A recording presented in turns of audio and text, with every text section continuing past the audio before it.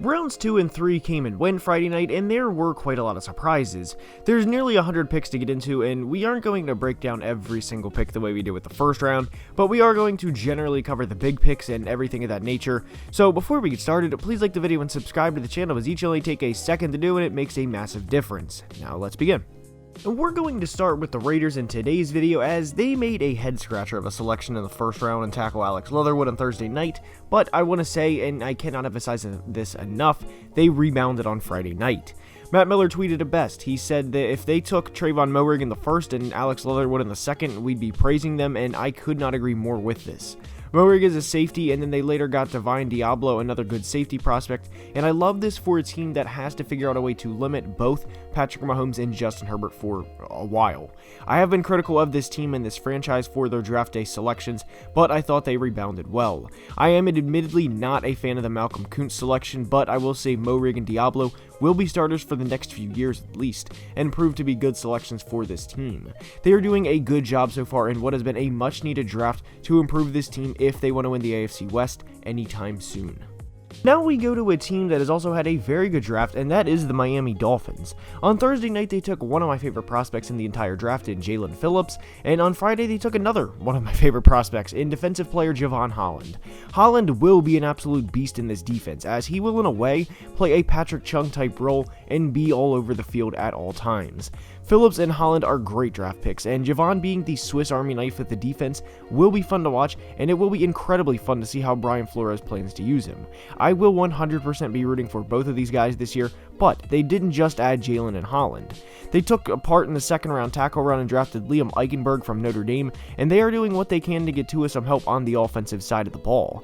Now, I don't think Liam will start right away, but protecting the franchise quarterback is so critical, and to spend two top 45 picks on pieces to help your quarterback out, one being his former teammate in Jalen Waddle, by the way, will only help the Dolphins in their quest to win the AFC East and to knock off the reigning division champion Buffalo Bills.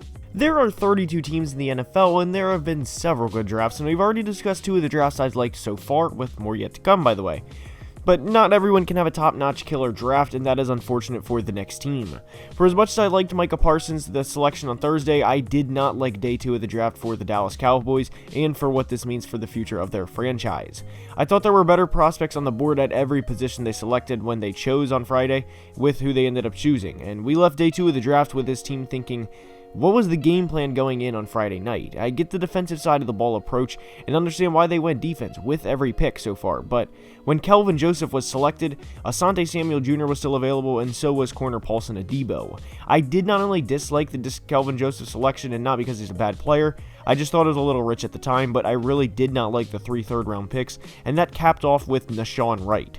Nashawn was a guy who I routinely saw with a 7th round or a PFA grade, which means a priority for undrafted free agent grade, and Jamar Johnson, the safety from Indiana, as I record this Saturday morning, is still on the board, and is a much better player than Nashawn Wright.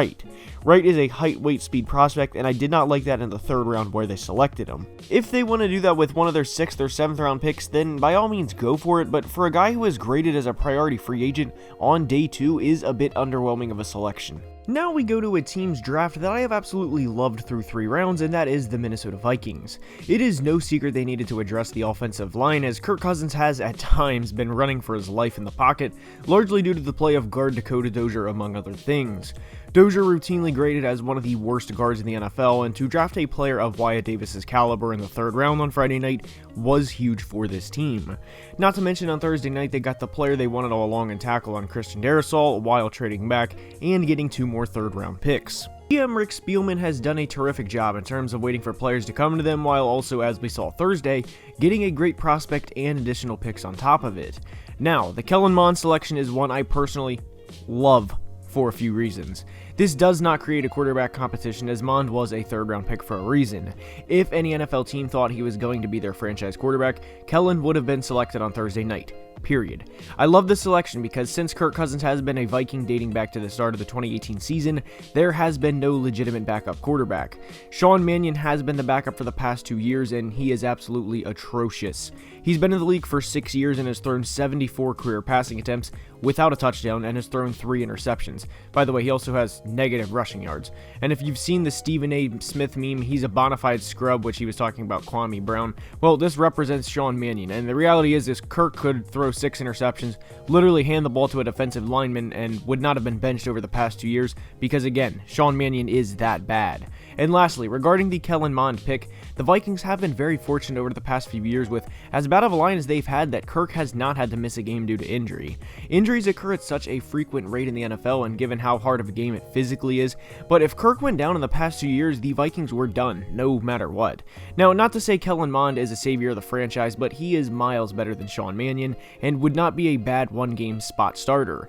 In addition to that, I do think Kellen will light a little fire underneath Kirk, with Kirk now knowing that if he throws 6 interceptions, again, that's obviously an exaggeration, Kirk has a legitimate backup. And this could push Kirk Cousins to play to the best of his ability, and he could be in for a career year.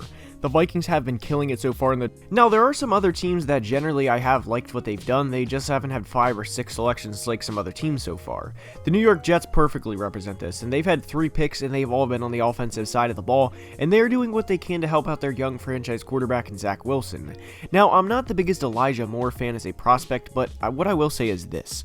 For the times Wilson gets compared to Mahomes because of his off-script arm talent and his ability to sling the ball around the yard the way he does, this is a tremendous selection to pair him up with. This, in a sense, will be the Jets' very own connection of Pat to Tyreek, with it being Zach Wilson to Elijah Moore. Now, I'm not saying Elijah compares to Tyreek, because he does not, but in the big play capability and the home run threat the Jets will have with him, I love it. I also love them going up to get Elijah Vera Tucker, even though they did have to give up 2 third-round picks to do so. Now, if in the chance Wilson does not work out as quarterback, then whatever next QB they have will have an extremely good blindside in both Mekhi Becton and Vera Tucker. The Jets have only had 1 selection on day 2, they only did have 1 selection on day 2, but it was a very good fit in terms of what they're trying to do. With teams like the Cowboys, we say Dak needs defensive help because he can't put up 45 a game every game, and we will probably soon say that with Zach Wilson, but what I want to say in response to that is they didn't go 2-14 on accident. 2-14 does not happen by mistake, and going to get their quarterback as much help as possible, the exact opposite of what they did not do for Sam Darnold, is a reason why I've liked what they've done, even though they only had 1 day 2 selection. Now, full disclosure, I recorded this Saturday morning discussing the biggest winners so far regarding the first few rounds, so there will be some picks announced by the time this video is released, but what I do want to say, and as most of you guys know, is I'm a Vikings fan, but what I want to say is how much I love the Bears draft, even though so far they only took Justin Fields and Tevin Jenkins. Fields was my QB2 in the draft, but was my favorite quarterback prospect because of everything he does and what he does well. His work ethic is tremendous, and all of his coaches have raved about how smart he is, and whenever things get tough and come hell or high water, he prevails more often than not. Then they get a great tackle prospect in Tevin Jenkins in the 2nd round, who is a steal for them because they were mocked a lot of the time at pick 20, and they get him early in the early part of the 2nd round. Those 2 will be starters for a long while, and quite honestly, I'm not worried about what they do on day 3. Believe it or not, a successful draft class is usually 2 good starters, and I do think these players are players that will start for the Bears for quite some time. The 2 good starters comment, and that may come as a surprise to you guys, but please think about whatever your team's favorite draft class or your team's draft class have been the past few years. Now, there are exceptions, of course, and no class better represents that than the 2017 Saints, as they drafted Alvin Kamara, a beast, Ryan Ramczyk, a player that's been an All-Pro, Marshawn Lattimore, another beast, and Marcus Williams, another great player. But what did they do the following year in the 2018 draft? They drafted Marcus Davenport, Traquan Smith, a receiver, and 3 guys you probably have not heard of. I will show them on the screen now. Now, this isn't to slander the Saints either. It's to show the 4 starters in 1 year is outrageous, then followed up by pretty much next to nothing in a draft class. And that is a big reason why 2 good starters in a draft class is considered successful, and that's a big reason why I like the Bears class so much so far, is because they get Justin Fields and Tevin Jenkins and shore up 2 positions for the next decade. Now, to wrap today's video up, I have loved what the Browns have done. They got Greg Newsome on Thursday, and then get the steal of the draft in Jeremiah Owusu-Koramoah. You guys know how much I love JOK, and this is a tremendous fit. A defense with him, John Johnson, Greg Newsome, Denzel Ward, and Myles Garrett is a loaded defense, to say the least. Now, one draft loser so far before we go is the Houston Texans because of the uncertainty of what they've done. They took Davis Mills, which to me screams Deshaun Watson will never start for the Texans again, and there's a reason this team is this bad. I kind of thought that was a panic pick, and what I do want to praise them for is Nico Collins. I did like that selection. And the last winner of the team's draft that I've liked so far is the Pittsburgh Steelers. Now, they do need to beef up the offensive line, but I did love Najee Harris and Pat Freiermuth. Both players are starters for the next few years, especially Najee, and to me, he's a Pittsburgh Steeler. It just makes sense.